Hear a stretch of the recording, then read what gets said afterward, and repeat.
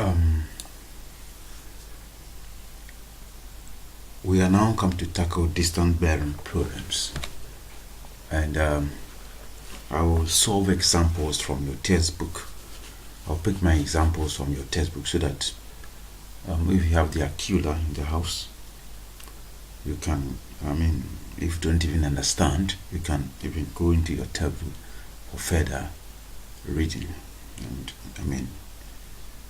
further research. So the first question, I'll pick it from the Aquila, page 278, and that is the example 1 on that page. Page 278, example 1. The chapter is bearings and vectors, chapter 9. And the question says, an airplane flew from town A, travels 200 kilometers at a bearing of 135 degrees to town B. Then it flew 250 kilometers from town B at a bearing of 045 degrees to town C. Find the distance between A and C, the bearing of A and C. In all distance bearing problems, there are steps you need to follow. The first thing is to draw a rough diagram with the positions of the town, the places, everything you have to draw.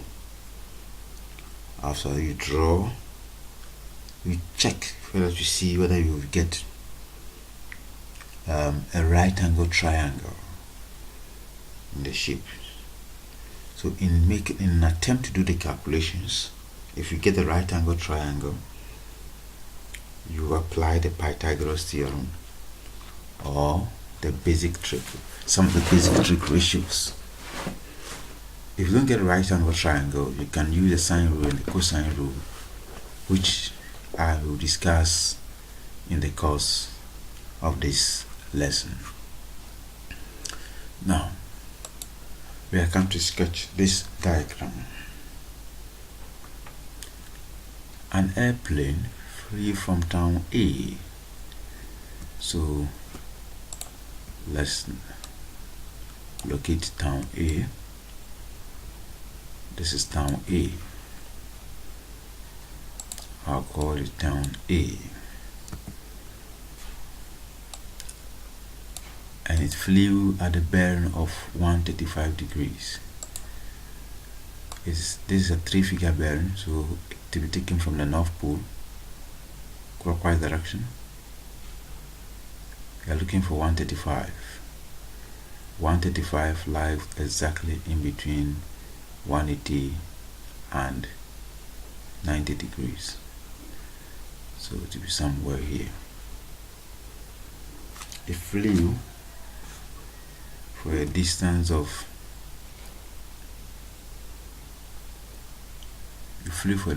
200 kilometers. 200 kilometers. I'm coming.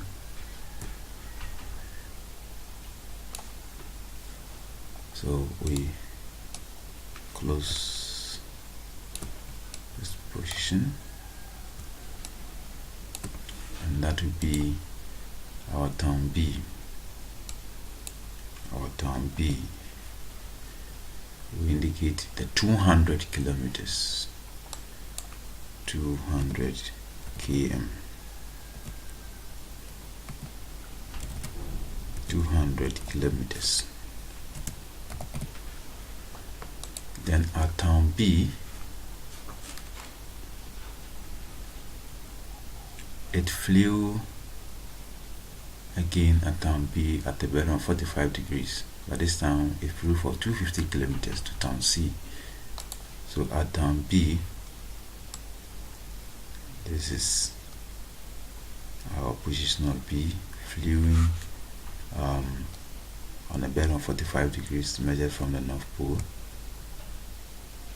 It should be exactly in between the north and the east, and this one is flew for 250 degrees, so this line should be a little bit longer than the first line we drew. You can also use scale drawing. In scale drawing, for example, you can use 20 centimeters to represent this line and 25 centimeters to represent this line. Scale drawing are the best. Scale drawing are better. They are better. That will get a very good shape. Then at this position, we also close it.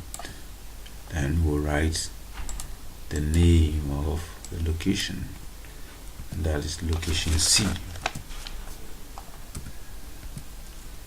And then we'll place a distance. We'll write a distance which is 250 degrees. 250 kilometers. After which we enclose A to C to get a triangle. Now let's indicate our angles. The first angle was 135 degrees. The whole place here is 135 degrees. 135 degrees.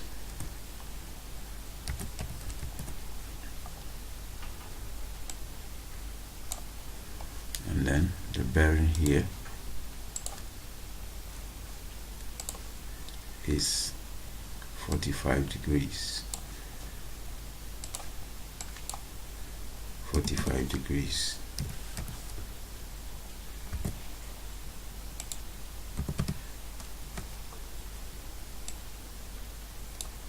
Good. In distance bearing problems, when you sketch a diagram accurately, you'll be given some marks. Any error that you do in the sketching of the diagram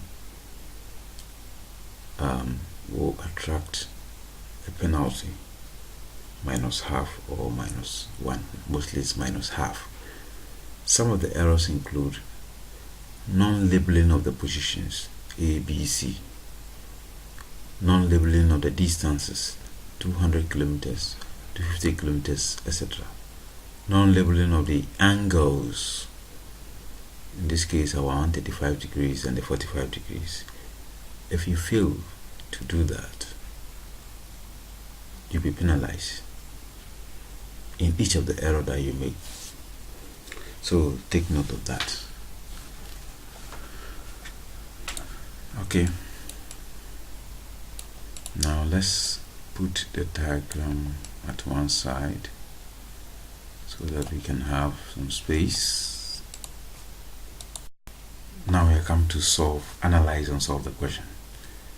From this point, let me show you something. From this 10 up to this line is 135.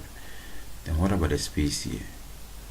I mean, if we were following the lesson critically, you don't need for me to tell you the value of the angle here. The 10 from this north pole up to this south pole is 180, but the 10 from this pole up to this line is 135. It implies the small space here is 45 degrees. So we can put that one there. It's 45 degrees. From our discussions, you also remember that we said when we draw the cardinal points, the compass showing the cardinal points, the north-south line are always parallel to each other. The east-west line in each case are also parallel to each other, and as such we can get some alternating angles when we draw the diagram. To some of the angles will be alternating to each other. Similarly, the angle here will alternate with the angle here. You can see the Z the angle here alternates with the angle here. So it implies this angle is also 45 degrees. 45 degrees. Good.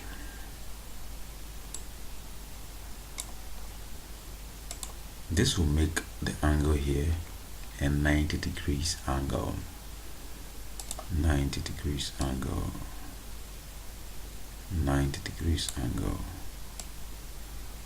Hence, we'll classify this right angle ABC. We'll classify triangle ABC as a right angle triangle. Once it's a right angle triangle, we can apply the Pythagoras theorem. We can also apply the basic trig ratios. Now, let's look at our sub-questions. All this information will help us tackle our sub-question. The question says the distance between A and C. That means the length of line AC. Length of line AC. So we can redraw this. Something like this. We know our A is at where the 90 degrees is. Our B is somewhere here. And the distance between our A and our B is 200 km. Then our C is somewhere here, and the distance between I beg your pardon, B rather is at the 90 degrees. B is at where the 90 degrees is. B is at where the 90 degrees is. Good. And then the distance between B and C is 250. I am returning this diagram. I'm turning the diagram so that it stands very well, so that you see. So I've drawn a right angle triangle, and I'm putting in the dimensions so that you can see what actually is happening. The B is supposed to come here because that's where the 90 degrees is. This is my 90 degree sign. 90 degrees angle, sorry. This is a 90 degrees angle. So the B is supposed to come here. The A somewhere. After the A and C, you can interchange them. But what matters is the dimensions. If you bring the C here, you can write 200 kilometers here, because the distance between B and C is not 200. So if A is here, then you write 200 kilometers here. Then B and C will give us 250 kilometers. 250 kilometers. 250 kilometers. 250 kilometers. And if you want to bring the C down, you must make sure that this line is longer than this side, because I wanted to play the C at the top. See, I made this more longer, so it becomes realistic. I think 250 should be longer than what? 200. So what we are looking for is AC, which is this portion. And we are going to use the Pythagoras theorem. Let me call this portion H, the hypotenuse. Let me name it H. So our AC, the value of the AC is H kilometers. H kilometers. H kilometers. Okay, how do we find the H? We use Pythagoras theorem. Our H square,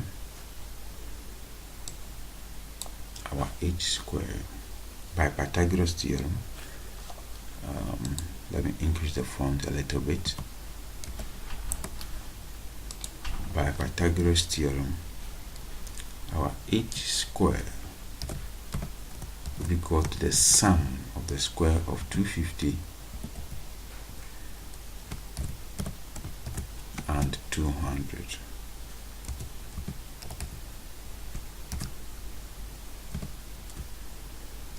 I hope you can solve for each from this point.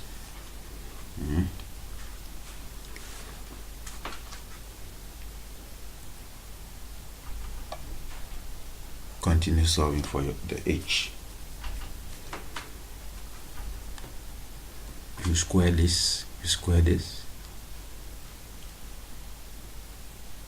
When you square this, use calculator and squaring the numbers. You square 250, you square 200. When you finish, you sum them and you find the square root of both sides. Now, if you square this and you sum it to the square of 200, you're going to get 102,500. Then you find the square root of both sides and find the square root of both sides. H will be equal to 320 kilometers. 320 kilometers. Let's copy that and place it on the diagram. 320 kilometers. 320 kilometers.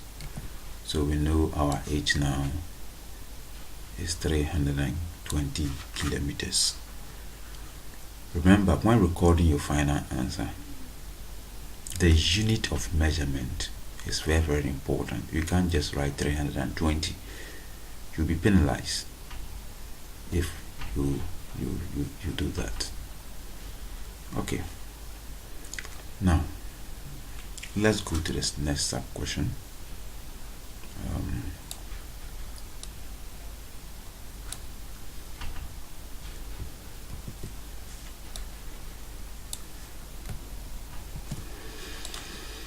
Let's play this one here so that we get space down there and continue our calculation. The next sub question says the bearing of A from C. The bearing of A from C implies we are going to calculate the bearing at C, the angle at C, remember, from C. So it means at C, how many degrees should I turn through the clockwise direction? This way, how many degrees should I turn through the clockwise direction to enable me walk straight to A? How many should I turn through the clockwise direction to enable me walk to A? The bearing of A from C to the clockwise direction to enable me walk straight to A. So we are going to calculate the value of the angular turn from the north pole of C to the clockwise direction up to this line. But you can see that from here up to this line, we know the value. That is 180. So we need to just calculate this short space here and add it to 180. This short space here, we'll calculate it and add it to 180. Then we'll get a complete turn from the north pole of C up to this line. In that instant, we are going to put variables here and then we solve for those variables. Then we'll add the two angles to 180. So I'll call, let me use the green color, this angle X, and then call this position Y. This angle will be called Y, whilst the other one will be called X.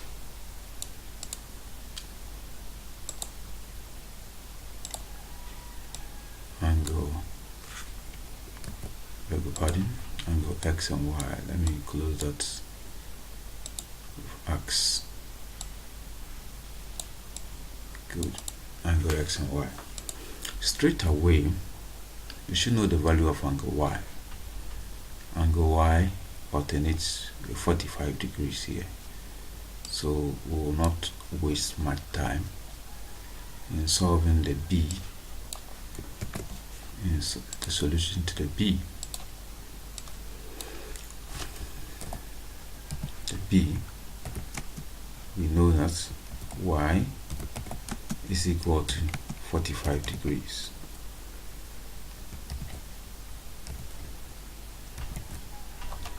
Now we're going to calculate for the angle here, x.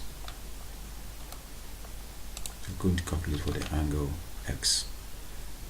Angle x, the angle at C. Okay. Let me indicate, then put x on this diagram. So with this, we will apply the basic trig ratio.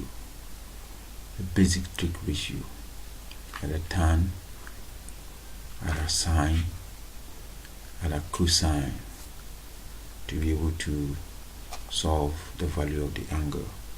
Remember, this is our reference point, the reference angle. So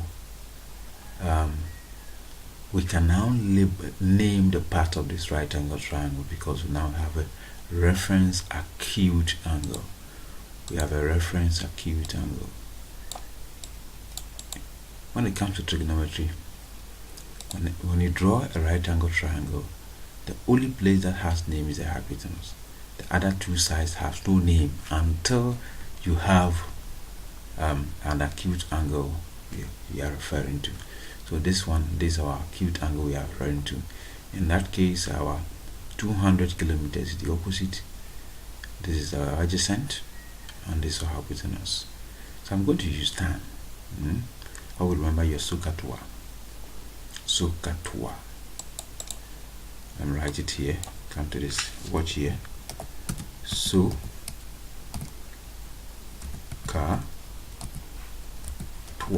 I will remember this when we were doing the basic trig ratio. SOHCAHTOA. So means sine is equal to opposite over hypotenuse. Ka means adjacent over hypotenuse, and toa means opposite over adjacent. So I am using SOHCAHTOA. I'll use SOHCAHTOA, and I want to use the tan. I'll use the tan. Tan x is equal to our opposite, which is 200 kilometers divided by 250 kilometers. This is my division sign, so I cannot write the over signs as so take this as a division sign. The slash, take it as a division sign. 200 over 250. 200 over 250. For the benefit of doubt, let me even arrange it as such so that you don't get confused. 200 over 250. This is how it's supposed to be. It's a fraction. 200 over 250. We are looking for x, so we're going to make x the subject by taking tan to the other side, and when tan goes to the other side, it becomes tan inverse. Tan inverse. So our x will be equal to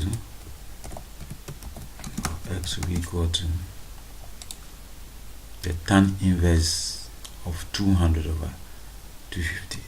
So our x is equal to tan inverse over 250. This is how we write tan inverse. When any of the trig ratios crosses the equal sign, it becomes inverse. So tan cross the equal sign, it becomes tan inverse. When it's sine, it becomes sine inverse. When it's cos, it becomes cos inverse. So you program all this on your ES calculator, and then it will just give you the answer. So when you go to your ES calculator, press shift. You press shift.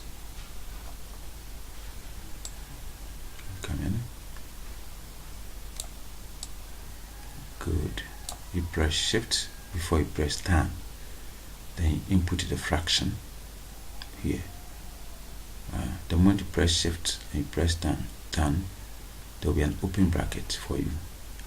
Then you input in the fraction 200 over 250.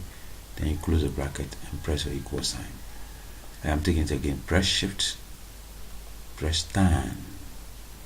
The tan inverse will appear with an open bracket. Then you press the fraction button. You fill in your 200 over 250. Then you close the bracket. It's very important. Press the equal sign.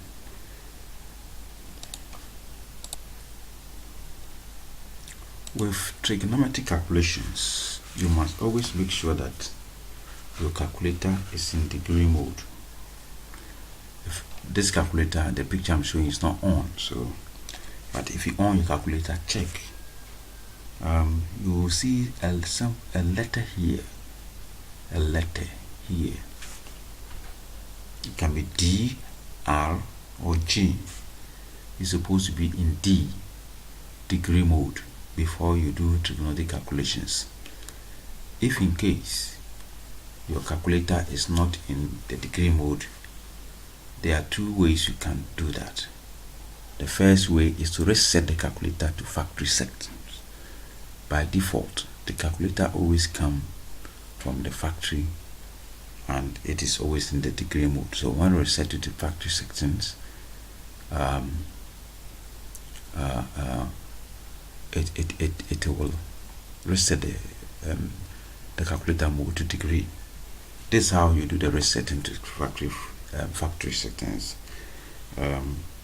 You press shift. If you have a calculator there, follow me.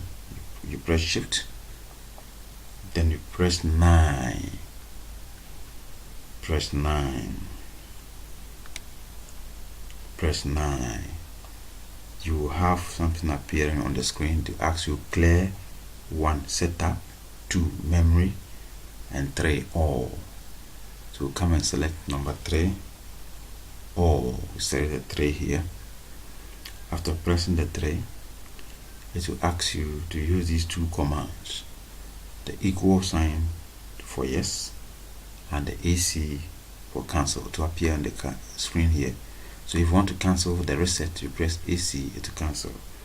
But if you want to continue with the reset, you press equal to. So let's press equal to, and everything is reset. Then you press AC and you are gone. I want to take you through again. You press shift, you press 9, then you press 3, then you press the equal sign, then you press AC, and the calculator is reset to factory mode. But you should also know how to change from degree to change it from to degrees. If it's not on degrees, you must do that, because in certain calculations, that's where the YEMA student will be doing calculation in radians. So you should know how to be doing those ones too. So if you want to do it manually, change it from degree mode or change it from degree mode to any other mode.